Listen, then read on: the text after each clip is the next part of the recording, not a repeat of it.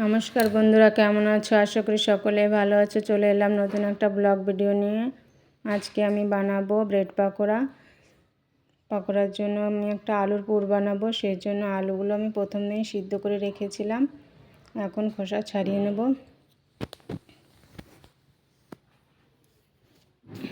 আমার আলুর খোসা ছাড়ানো হয়ে গেছে। এখন হাত দিয়ে আলুগুলো ছোট ছোট টুকরো করে নেব। বন্ধুরা, ভিডিওটা ভালো লাগলে লাইক কমেন্ট শেয়ার করবেন। চ্যানেলে নতুন হলে চ্যানেলটিকে সাবস্ক্রাইব করে দেবেন। এভাবে আমি এক এক করে সব আলুগুলো ভেঙে নেব।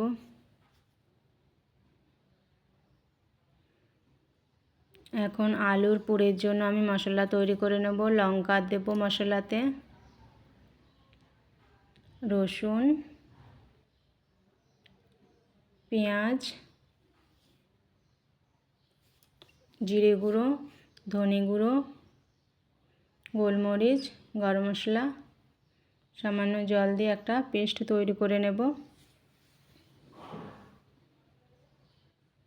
এখন আলুর পুরের জন্য আমি কড়াইতে দিয়ে দেবো তেল। তেল গরম হয়ে গেছে। এখন আমি দিয়ে দেবো পাঁচফোড়ন, একটা কেটে রাখা টমেটো, বেটে রাখা মশলাটা দিয়ে দেব, হলুদ গুঁড়ো, স্বাদ অনুসারে লবণ, সামান্য পরিমাণ জল দিয়ে আমি মশলাটাকে কষিয়ে নেব। মশলাটা আমার কষানো হয়ে গেছে। এখন দিয়ে ভেঙে রাখা আলুগুলো দিয়ে দেব।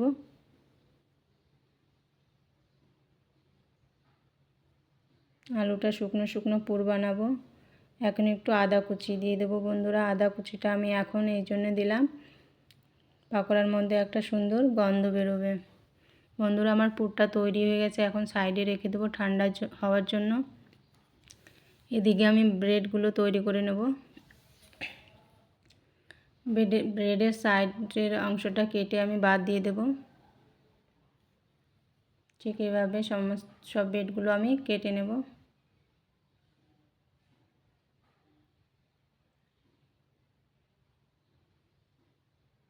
দেখো, আমার ব্রেডগুলো কাটা হয়ে গেছে। এখন যে কেটে রাখা ব্রেডের সাইডের অংশটা আমি মিক্সি জারে গুঁড়ো করে নেব।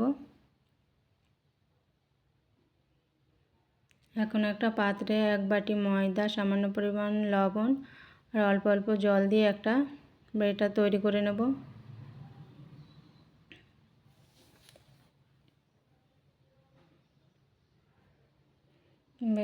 আমি ব্যাটারটা ঠিক এইভাবে এরকম বানালাম। এখন ব্রেডগুলো জলে ভিজিয়ে হালকা হাতে ডেবে ডেবে জলটা বের করে দেব। এখন যে আমি আলুর পুরটা বানিয়েছিলাম ব্রেডের মধ্যে রেখে হাতের সাহায্যে এরকম শেপ দেব। আপনারা চাইলে গোল শেপেও বানাতে পারেন। আমি এরকম শেপ দিলাম। এখন আমি যে ময়দার ঘোলটা বানিয়ে রেখেছিলাম ওর মধ্যে ডুবিয়ে ব্রেডের গুঁড়ো মাখিয়ে সাইডে রেখে দেব।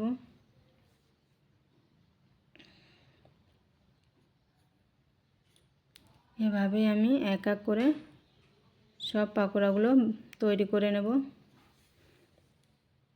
বন্ধুরা, বাড়িতে আত্মীয় স্বজন আসলে আপনারা বানিয়ে চায়ের সঙ্গে দিতে পারেন।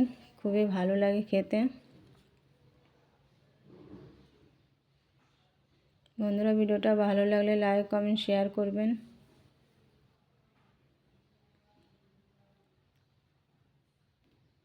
এভাবে আমি সব পাকোড়াগুলো তৈরি করে নেব। এখন পাকোড়াগুলো ভাজার জন্য আমি আগে থেকে কড়াইতে তেল গরম করতে দিয়েছিলাম। এক এক করে সমস্ত পাকোড়াগুলো আমি তেলে ভেজে নেব। গ্যাসের আঁচ ধিমি করে এভাবে উল্টে পাল্টে আমি পাকোড়াগুলো ভাজবো।